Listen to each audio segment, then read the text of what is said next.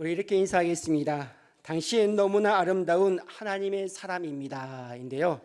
한번 해보겠습니다. 당신은 너무나 아름다운 하나님의 사람입니다. 예. 다시 한번 이제 인사하겠습니다. 이번에는 좀 짧습니다. 당신이 있어 감사합니다. 이렇게 인사하겠습니다. 당신이 있어 감사합니다. 예, 앞뒤로 해보겠습니다. 당신이 있어 감사합니다. 시작. 당신이 있어 감사합니다. 예, 당신이 있어 감사합니다. 예, 감사합니다. 어느 동네의 작은 공원 벤치에 한 50대의 후반의 여성이 마트에 가서 빵을 하나 사서 그 자리에서 이렇게 먹고 있었습니다. 그 옆에는 80대의 후반의 할아버지가 있었는데 조용히 또 살금이 조심스럽게 이 여인에게, 여성분에게 이 호떡을 전하면서 말하는 겁니다. 혹시 호떡 드실래요? 이렇게 이야기를 하는 거예요. 그러자 이제 이 여성이 이제 미소를 지으면서 감사의 마음으로 이렇게 말합니다. 그러면 빵도 여기 있는데 같이 빵 드실래요? 이제 이렇게 하면서 작은 나눔이 시작되었고, 시간이 조금 지나서 이 여성이 조심스럽게 이 할아버지에게 질문을 했습니다. 할아버지, 혹시 혼자 사세요? 그랬더니 이 할아버지가 고개를 절레절레 흔들면서 이야기를 합니다. 아니, 우리 가족이 많은데 같이 밥을 먹을 사람이 없네. 이런 이야기를 하는 거예요. 우리 사랑하는 우리 봉사자 여러분, 그리고 성도 여러분, 이 짧은 이야기 속에 담겨진 내용이 뭐냐면, 이것이 오늘날 노인계에 살아가는 노인, 어르신의 현재의 상황이고, 또 이 모습들이 지금 저와 여러분이 살고 있는 이 전체적인 세계적인 우리의 모습이라는 것입니다. 다시 말해서 이 노년기에 있는 어르신의 삶 뿐만 아니라 우리의 이제 삶이 많은 사람을 만나고 있지만, 그러나 여전히 우리는 마음이 허하고, 이 전화기에 전화번호가 많이 있지만 그러나 사실상 우리의 마음을 전하는 그런 친구가 없고, 그리고 또 나의 어떤 그 쓸쓸함의 이야기뿐만 아니라 자식은 있지만 그러나 함께 밥을 먹을 그 나눔의 시간이 별로 없다는 것입니다. 그래서 많은 어르신들이 이런 이야기를 합니다. 내 마음이 허한 것 같아. 그런데 감사한 건 뭐냐면, 이 외로움을 해소하는 그 1위가 바로 신앙 공동체의 활동이라는 것입니다. 많은 사람들이 외로움 속에 있는데, 그 외로움 속에서 해결할 수 있는 다양한 취미거리가 있는데, 그 중에 1위가 뭐냐면 교회에 와봤더니 나눔이 이제 일어나잖아요. 이러면서 이제 교회 공동체, 신앙 공동체 활동이 정말 이 외로움을 해소하는 것 중에 하나구나를 깨닫게 되어서 이게 1위라는 것입니다. 우리 사랑하는 봉사자 여러분, 그리고 성도 여러분, 우리가 여기 있는 이유가 바로 그런 이유가 있는 것입니다. 오늘 말씀의 핵심으로 이야기한다면 바로 동행자가 되는 것입니다. 한번 따라 할까요? 동행자가 되는 것입니다. 예, 이것이 바로 오늘 설교의 포인트입니다. 이 이야기를 가지고 조금 더 자세히 나누고자 합니다. 다 함께 우리 19절부터 우리 21절까지의 말씀을 함께 읽어보겠습니다. 19절부터 21절까지 말씀, 이에 시작. 이에 그 두 사람이 베들레헴까지 갔더라. 베들레헴에 이를 때에 온 성읍이 그들을 말미암아 떠들며 이르기를 이가 나옴이냐 하는지라. 나오미가 그들에게 이르되 너를 나옴이라 부르지 말고 나를 말하라 부르라. 이는 전능자가 나를 심히 기록해 하였음이니라. 내가 풍족하게 나갔더니 여호와께서 내게 비어 들어오게 하셨느니라. 여호와께서 나를 징벌하셨고 전능자가 나를 기록해 하셨거늘 너희가 어찌 나를 나옴이라 부르느냐 하니라. 아멘. 우리 사랑하는 봉사자 여러분, 그리고 성도 여러분, 이 노년기에 살아가는 그 많은 사람들의 공통점이 있다고 합니다. 인생을 쭉 살다 보니까 하나의 공통점, 바로 그것은 인생이 허하다는 것입니다. 젊을 때는 바빴습니다. 그래서 많은 사람들을 만나고 또 책임질도 많아서 책임감 있게 열심히 일을 합니다. 사람들도 많이 만납니다. 그런데 이 시간이 지나가면서 어느 날 갑자기 뒤돌아보니까 내가 점점 만나는 그 사람의 횟수가 줄어드는 것입니다. 책임이 예전에 많았는데 어느 날 나의 책임은 점점 줄어들고 있는 것입니다.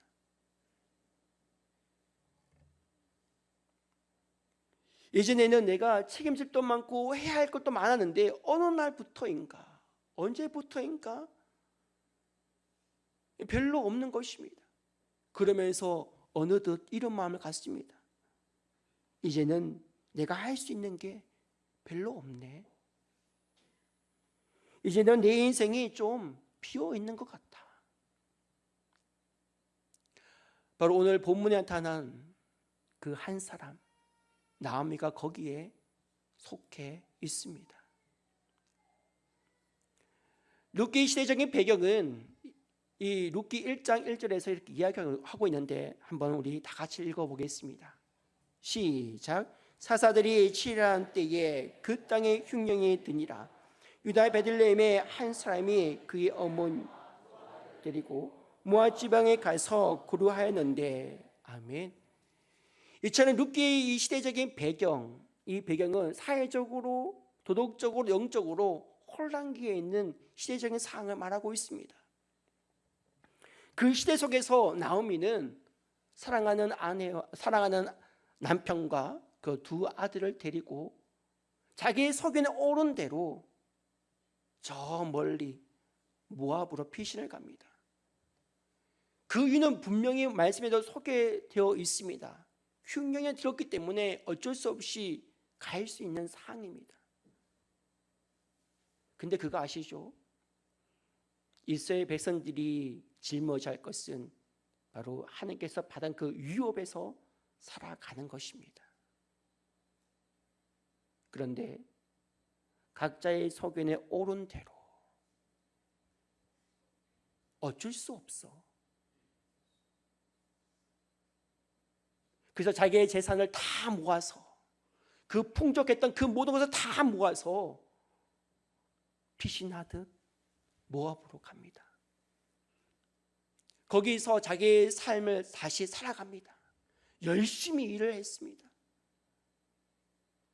사랑하는 남편, 자식들과 이제는 며느리를 가지면서 너무나도 좋은 환경 속에 있어야 되는데, 그런데 무슨 사고가 난지 모르겠지만 사랑하는 남편을 잃어버리고 사랑하는 두 아들도 잃어버리고 기댈 것 없는 한 여인으로 서 있는 것입니다.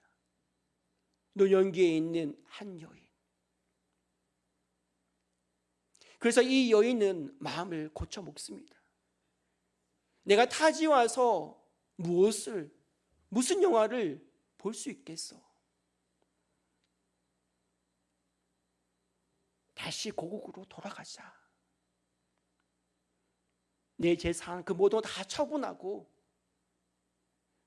다시 이스라엘로 돌아가자. 그 마음으로 제 며느리를 보냅니다.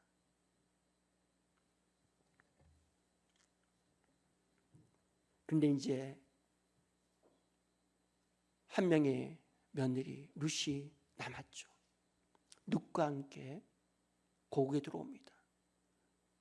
그랬더니 많은 사람들이, 이 나오미라는 많은 사람들이 이야기합니다. 야, 저기 나오미가 아니야? 나오미가 아니냐?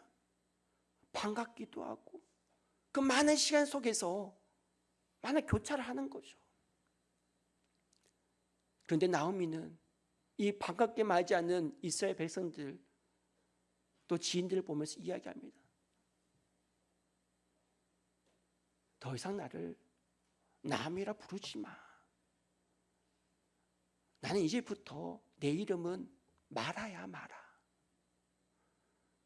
내가 나갈 때는 풍족하게 부자로 나갔는데 지금은 나를 봐. 나는 아무것도 없어. 쉽게 말하면 나는 이제 거지야. 아무것도 없어. 참고로 남의 뜻은 즐거움, 기쁨입니다. 반면 마라의 뜻은 씀입니다. 그의 이름을 나타나듯이 그의 인생 가운데 노년기의 자기의 인생은 기쁨이 아니라 쓴 인생이라는 것입니다. 봉사자 여러분, 여기서 주목할 것이 있습니다. 이 노년기에 있는 이 나오미의 이 고백은 하나님을 부인하는 것이 아니라 자기 인생을 두고 하나님 앞에 하소연하는 신앙의 그런 고백이라는 것입니다. 또는 이 시점에서 우리의 인간의 삶을 두고 우리는 중요한 관점 하나를 우리가 보고자 합니다. 그것은 사회 심리학자 에린슨의 인간 발달 이론입니다. 8가지의 발달이 있는데 이 8가지의 그 발달 가운데에 그 중간중간마다 극복해야 할 과제가 있는 것입니다. 8가지, 처음에는 영아기입니다. 아기,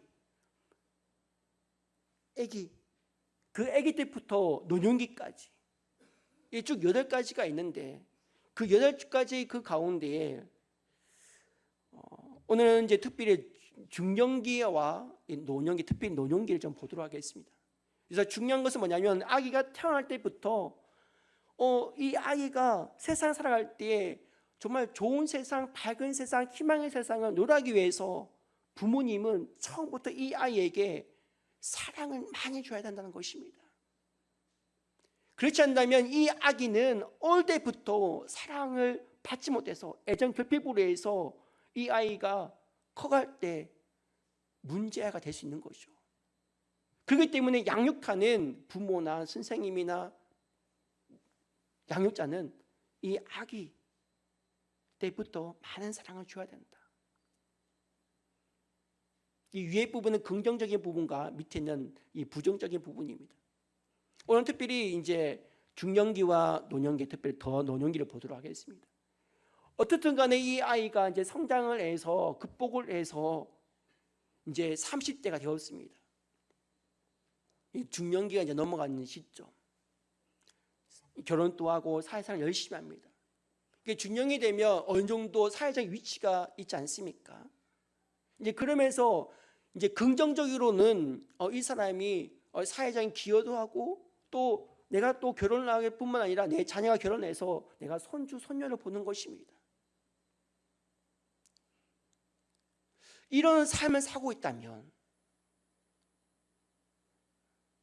내가 할아버지가 되고 내가 할머니가 되고 그리고 사회적으로 어느 정도 기여를 하고 있다면 이 인생은 정말 잘 산 인생입니다.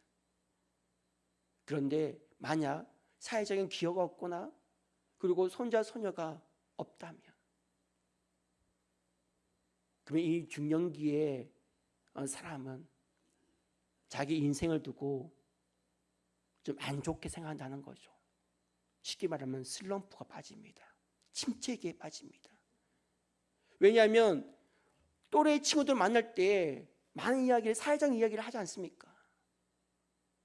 내가 이번 프로젝트에 이런 거 있는데 땄어.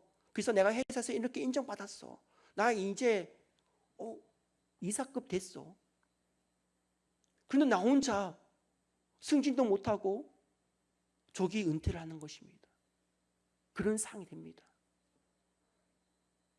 또 어느 집은 내 친구들은 다 할아버지 할머니 되면서 많은 이제 가족 가운데도 내가 이제 할아버지 할머니의 대우를 받고 또 손주 손녀를 보는데 우리 자식은 결혼도 하지 못했고 또 힘든 상황이 있으면 이 모임 가운데 하지 못합니다. 그러니까 위축되는 거죠. 슬럼프에 빠진 것입니다.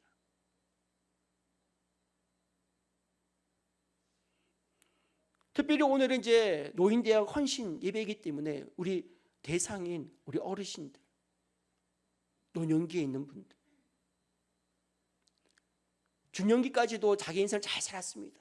그런데 노년기 됐을 때 자기 인생을 돌아보니까 우리 애들도 잘 컸고 우리 손자 손녀 잘 컸는데, 그런데 내 인생을 돌아보니까 그래도 잘 살았어 이 말이 나와야 되는데, 내 인생을 돌아보니까 후회와 절망이 있다면 이 어르신이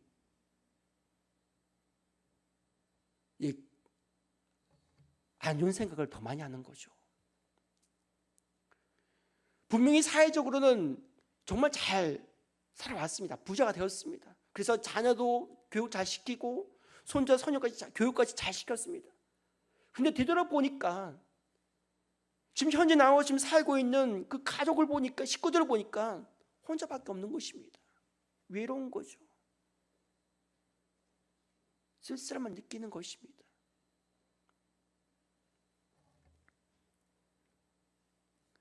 바로 이것이 믿지 않는 사람들의 삶의 중요한 패턴입니다. 그렇기 때문에 바로 이들의 삶 가운데에 우리가 또 신앙이기 때문에 우리가 잘 알지 않습니까? 이들의 인생 가운데 꼭 필요할 분이 누군지, 바로 하나님이 필요한 것이고, 그리고 신앙이 필요한 것이고, 더구나 믿음의 사람이 필요한 것입니다.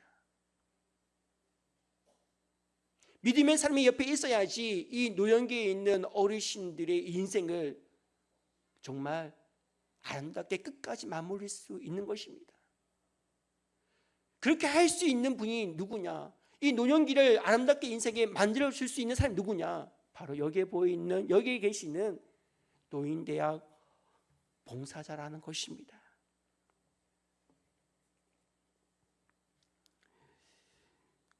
다시 한번 우리 본문에 나타난 나오미를 보시기 바랍니다. 노년기의 인생을 살아가는 나오미. 이 에릭슨에 빗대어서 노년기를 보게 된다면 그의 인생은 긍정의 인생일까요? 부정의 인생일까요? 지금 이 나오미가 처한 상은 부정의 인생입니다. 젊을 때는 잘 나갔지만 어느덧 나이가 들어서 보니까 사랑하는 아내를, 사랑하는 남편을 잃고 사랑하는 두 아들을 잃고 기댈 곳이 없는 한 여인. 신체는 쇠퇴하였고 역할은 사라졌고 관계는 끊어진 이 여인. 그래서 자기 인생을 두고 말하라고 합니다. 자기 인생을 들어보니까 본문에 대해서 이렇게 말합니다. 비어 돌아왔다. 빈 손털털이라는 것입니다. 절망의 인생. 바로 이런 인생 가운데에 하나님은 나오미를 포기하지 않고 계십니다. 우리에게 22절의 말씀을 보도록 하겠습니다. 22절 말씀 함께 읽을까요? 시작. 나오미가 모압 지방에서 그의 며느리 모압 여인 룻과 함께 들어왔는데 그들이 보리 추수 시작할 때에 베들레헴에 이르렀더라. 아멘. 성도 여러분, 22절 말씀을 보게 되니까 이 나오미의 룻이 돌아왔을 때 무엇이 시작되었다고 말씀하고 있습니까? 그들이 무엇이 시작할 때요? 그렇습니다. 보리 추수. 다시 말해서 이들이 굶어 죽는 그런 인생이 아니라 다시 살아갈 수 있도록 하는 인생. 바로 하나님의 그 숨어있는 조용한 하나님의 은혜가 지금 이들의 삶 가운데 비춰주는 하나님의 신호라는 것입니다. 한번 생각해 보시기 바랍니다. 가족을 잃은 지금 나오미, 빈털터리가 된 나오미, 자기의 재산을 이제 다 처분하고 고국에 돌아오고자 합니다. 여인인지라 무거운 짐을 질 수가 없습니다. 혹여나 강도 많을까 봐 최대한 가볍게 와야 합니다. 그리고 먹을 양식을 없는 그런 상황에 드디어 고국 땅에 왔습니다. 자기가 기대한 고국 이스라엘 땅에 왔습니다. 왔는데 말 그때 이스라엘 그 산 가운데 흉년이 또 든다며 이 나오미의 마음은 어떠했을까요? 그래 잘 왔어 이런 마음이 들까요? 아니면 괜히 왔어, 정말 내 인생 가운데는 하나님이 없는 것 같아, 이런 낭망하며 전망을 했을까요? 그렇죠. 괜히 왔어라고 했겠죠. 그런데 이들이 이스라엘 땅에 와보니 보리 추수가 시작하는 것입니다. 나오미의 마음 가운데에 하나의 희망이 싹이 올라오는 거죠. 바로 하나님의 또 다른 은혜의 시작이라는 것입니다. 성도 여러분, 기억하길 바랍니다. 우리의 인생 가운데, 나의 인생 가운데 나는 끝이야 라는 그런 마음이 있을 때에 하나님의 시작이 준비하고 있다는 것입니다. 나는 아무것도 할 수 없지만, 나는 끝이라 생각했지만 바로 그때가 하나님께서 일하시는 시작이라는 것입니다. 이 나오미의 인생 가운데 이제 이것이 시작된 것입니다. 자기 인생 가운데 자기 몸으로 자기 힘으로 살고자 했는데 이제 빈털털이 되니까 나는 끝이야. 그러나 이제부터 하나님께서 이 나오미 인생 가운데에 주장하시고 인도하고 있다는 것입니다. 성도 여러분, 우리 그림에서 우리 1장 16절 말씀을 우리 한번 읽어보겠습니다. 루시 이르되, 시작. 루시 이르되